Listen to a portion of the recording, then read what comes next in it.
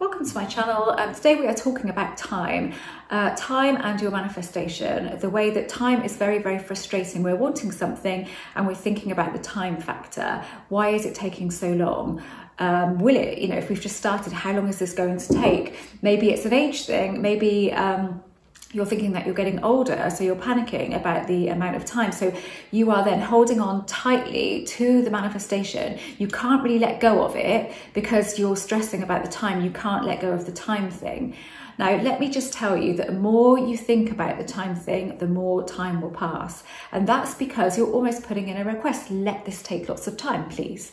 Because you're dwelling in the time factor that how long is it going to take? It's taking too long. That's a feeling. Everything has a feeling. If you think of everything as being a signal, everything is a signal. I'm just going to use the term the universe, even though I don't necessarily see it like that, but your signal to the universe is what you get delivered back to you. So if you keep dwelling in the fact of the amount of time that it's taking, how long will it take, then that is your signal that you're putting out there that's coming back to you. Oh, okay, you want this to take more time. Okay, you can wait a little bit longer for it. Just putting it in simple terms like that, because then you become aware of your feelings. And that's the key here. Become aware of your feelings. Change your perception on what is going on. So if it's a relationship, for example, and you're thinking you're coming up to 40, for example, and you're feeling like this is just never happening. This is just not happening. I'm getting older. Oh my God, I might want children and, it hasn't happened yet. So you spend so much time dwelling in that feeling, then you might spend some time manifesting a particular person or no particular person, just love of some kind, but you are heavily dwelling in the time thing, in the time factor. So the bit of the panic, but which makes you hold on to your what it is that you want much tighter. And the tighter the grip you have of it, the more resistant you are. The more resistant you are, the longer it takes to come, because you are dwelling in the time thing. Your dominant feeling state is, when is this going to happen? Time is getting on. I'm getting older. So you need to become aware of that first, and then you need to change your perception of time and just think, look, we see time as linear, but that is a human thing. Time probably isn't linear. I don't get the fact that it's all happening at once. It seems absolutely mental to get your head around. But if it is, then what you want is already happening at the moment. You're just not experiencing it yet. It's already there, it's already happening. You're just not having that experience because you're holding it off with your fear of more time going by. So the key with the time thing is to release control of what it is that you want. Because once you do that, then the time factor thing has gone, because you've released control of that particular thing. So you're not so much dwelling in the time then, because you've released control. Okay, so releasing control is quite tough, isn't it, when you really, really want something and when you're feeling like time is a factor. So how do you possibly release some control? Embrace your helplessness is key here. So you're feeling helpless. You're feeling like, I don't know what I can do. I've done everything and still nothing is happening. Embrace that helplessness. So really go into that feeling of helplessness. I am helpless. There is nothing I can do, because actually there is nothing that you can do. At the end of the day, there is nothing we can do by holding on. It is not our job. Our job is to write the script, and then our job is done then. We hand it over. As I've said before in numerous videos, we hand it over to the director. Our job is done. We are script writers. We are not directors. We are not qualified for that job. So what you're looking at doing is giving yourself that it doesn't matter if you have that helpless feeling. That helpless feeling is absolutely fine. You may have noticed in the past that you have had things come to you when you've been in a completely desperate state. But what you've been with that completely desperate state is completely let go in the moment, because you're completely helpless. Oh my God, there's nothing I can do. And then it happens. Because it's that state of release, and it doesn't matter how we get there. So by embracing our helplessness and just seeing that as part of it, then we change our perception on that. So we don't try to control that. We don't have the helpless feeling and then try to add an element of control. As soon as I try to control anything, and I don't do it now, but if I did in the past, it would be like an uphill struggle. I might get little bits of what I wanted, then I'd slip back down again. I felt like it would be one step forward and two steps back. And that is the feeling I got with it. Oh, it's one step forward, two steps back. Well, of course, then it was always going to be that, you're feeling that. That again has a feeling. feeling and that's what you're dwelling in. So that's more of what you're getting. Oh, a little bit more, that's good. But every time you get part of what you want, you see it and then you have a fear that it's going to slip away again. So what can I do? What can I do to hold on to it and make this continue? And that's the worst thing that you can do, because then what happens is you are in that attached state. You are in that you're in that control state, trying to control it, and it is impossible to control it when you're trying to control it. So you have to let go. It's fine to set a plan for yourself. I set a plan, I'm going to follow this plan, and then you enjoy the plan. So you enjoy the action that you're taking, but you don't keep focusing on the end goal. When we keep focusing on the end goal, we are never there. So we're always telling ourselves how far away we are from that goal, and we get close and then it slips away again. Jeremy, my husband, has this thing where he has this figure in his head that he wants to get to in the business bank account. He wants to see this figure, and then we'll get there, and then a tax bill will come in or a VAT bill, and he just goes on and on about how awful it is. It's come that far away from that figure again. Oh, I can never get to that figure. And I keep trying to tell him, no, you will never sustain that figure, because you are micromanaging everything in order to get to that figure. And so yes, you will get there, and then it will slip away again because a bill will come in. And it's the same as anything else. That figure that he's looking for and that he gets to and then it slips away again, it's always going to be the case, because it's like anything else. He's wanting to manifest that basically, but he doesn't see it like that. But he is, but he's not particularly into this. He gets it from my point of view, and then he gets frustrated with me when I say to him, and he goes, well, we have to pay the bills. And I go, yes, we do have to pay the bills. But if you if you just focus on the action that you're taking in order to get to that figure, and stopped focusing on the actual figure with every time it's not there or every time it slips away, you will get to that figure, and then you will go way past it. Because what will happen is a great job will come in, and it will be really high paying, and it'll be just the job that you want, and you find really easy, that takes you soaring past that figure, or money will come to you in some other way to the business that will add to that figure. But he doesn't get that. He just gets frustrated with me and says, and just thinks I'm living in la la land.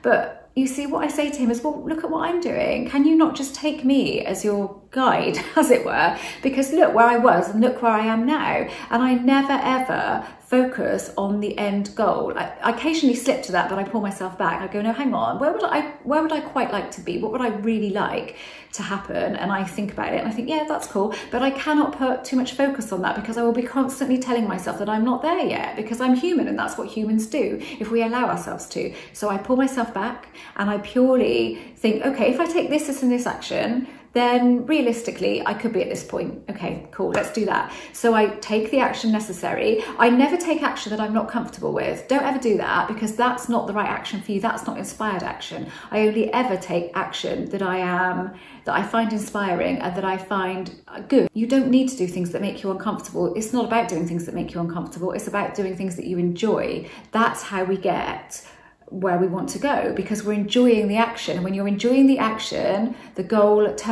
shows up. And then we tend to set other goals, don't we, from that, but that's fine. But really speaking, if you can focus on the action over the end goal, you can't go wrong, because you need to enjoy that action. You need to see it as a ride, a journey. This is a fun ride, instead of, oh my God, this is an uphill slog, 1 step forward, 2 steps back. See it as a dance, like, is it a tango that you do when you're, I don't know if it is the tango that you do when you're stepping like that. So yeah, okay, you might step a bit forward and you might come a bit back, but that's cool, because you'll go forward again, and then you'll go back again, and then you'll go forward again. It's all in the way we see it. Everything is in our perception. And that is one thing, if you could take that with you from this video, that is one thing that I have learned with this, is all in your perception, and you can change your perception at any given moment. And if you changed your perception on something today and you've had a different feeling about it, you could see something happen in the afternoon. So let's go back to everything being about the feeling. Everything is about the feeling. So at the moment you're feeling uptight and you're feeling a need to control, but you're also feeling a need to let go. So first of all, and you can't do it both. So first of all, you decide, look, if I can let go of some of the control of this, then I can let whatever this is take over. So first of all, release your need to let go. If you have a strong need to let go, you think, I know I need to let go, I know I need to let go, and you're trying everything to let go, release that. Give yourself a break and tell yourself, I release the need to let go. I let go of the need to let go, because that in itself is quite releasing. So you do that and you think, I cannot, the more I chase letting go and release, the less I will be able to and the more tightly I will be holding on. So I can't chase anything. Every time I try and chase something, it will move further away no matter what it is. So I'm going to let go of the need to let go and stop chasing being able to let go. Okay, that's the first thing. And then I am going to embrace those feelings of concern about how something will come. How will this come to me? I can't work out how this will happen. What do I need to do in order to make this happen? You don't need to do anything. So you embrace that. You embrace the helplessness. You embrace the fact that you have no idea how this is going to happen, and you change the feeling of it. So when you do that, your fear of time will naturally just not be there. It might be there every so often, but that's fine. Do you know what? You do not have to eradicate stuff completely. I still have those sort of feelings, that niggly feelings that pop in now and again, but they're not dominant. And as long as they're not dominant, it doesn't matter. So embrace it, embrace everything. So look at every, like even with attachment, okay, you have a feeling of attachment because of the time. You have attachment to this thing showing up because of the time factor.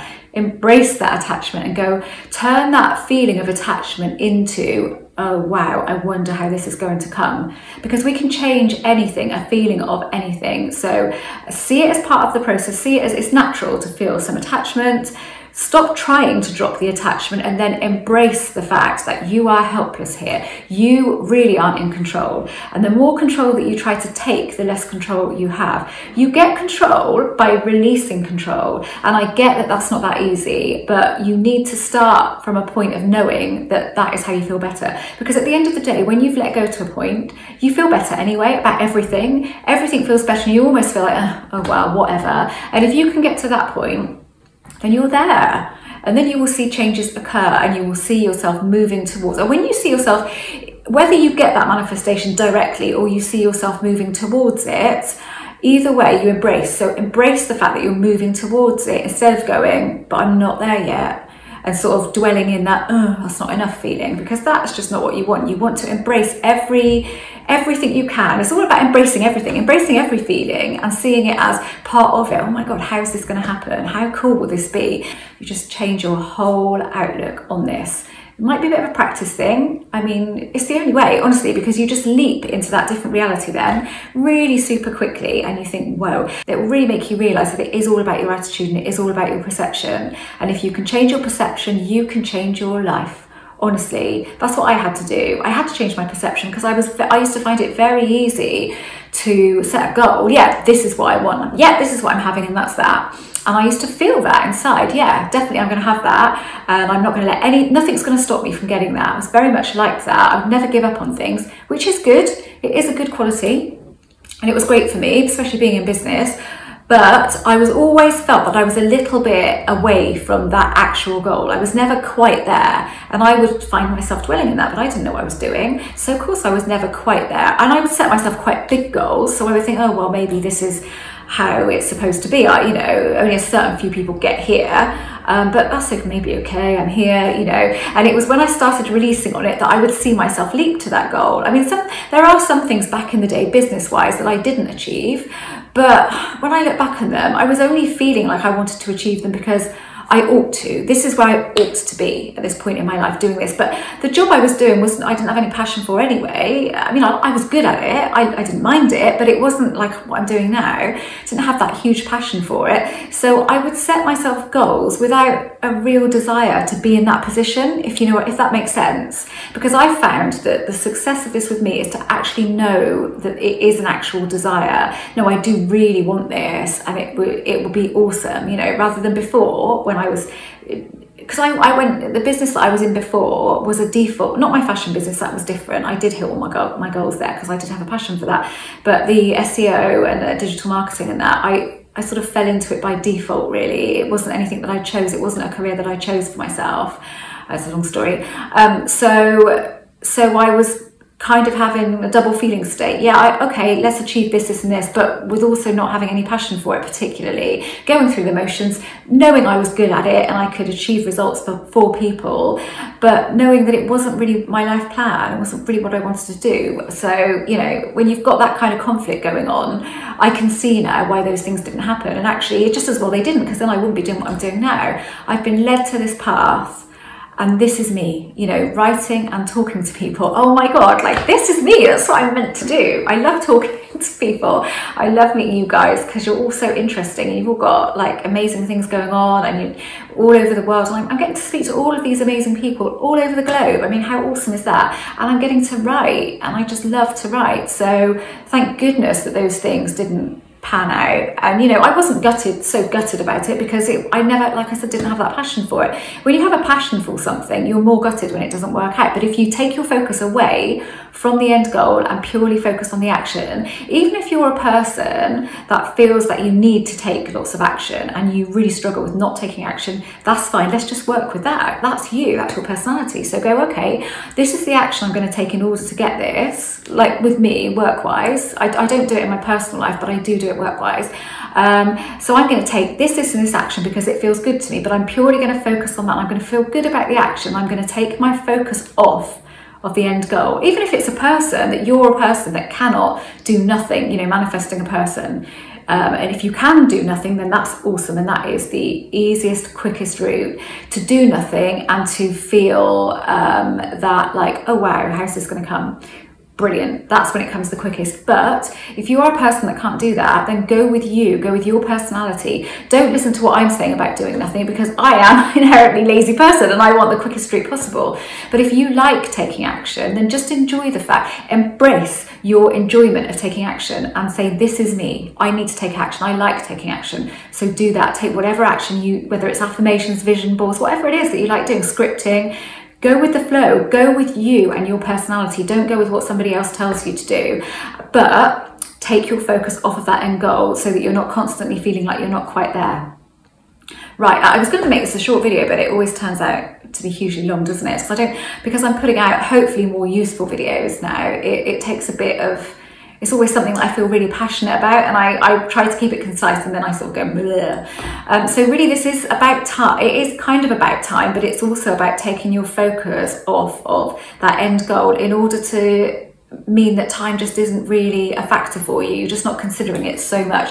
You're not, so you will have the odd feeling about it. Yes, you will, because I do too.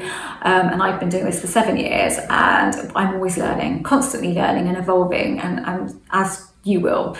So I'm hopefully, by making these videos, what I really want to do is cut out the time for you that it took me to get where I am now. I don't want it to take you 7 years, you know, so if you can get there quicker and I can give you some little nuggets of information and little sort of eureka moments that you think, oh yeah, wow, yeah, if I can just do this, then things will change for me. But changing your perception is key and you can do that by taking your focus off of the end goal. Okay, that's that. I really hope you got something from that. Okay, I am an author. My books are listed below. I have a podcast once a week with my son, Harrison, and that is listed below too. He is a law of attraction coach also. I offer personalised subliminals, email coaching, Zoom coaching, and I think that's it. I don't think I've got anything else to say. I don't think I do anything else, do I? No, I don't think so. Okay, that's it. So thanks for watching. If you haven't subscribed to this channel, then I'd love for you to do that. I would love to get out 2 long videos like this a week. I'm trying, and sometimes I manage it, sometimes I don't. But in the meantime, I am making sure that I get out a short almost every day actually, because I'm thinking, okay, what's these really great bits of information that would have really helped me? How can I concise them down into under a minute and give somebody that information that they might be able to take forward? So I'm going to continue to do those because I can do them, you know, I can film them and get those out to you. So there will always be consistent content, and sometimes there will be 1 main video like this a week and sometimes there will be 2. That's it. Thank you.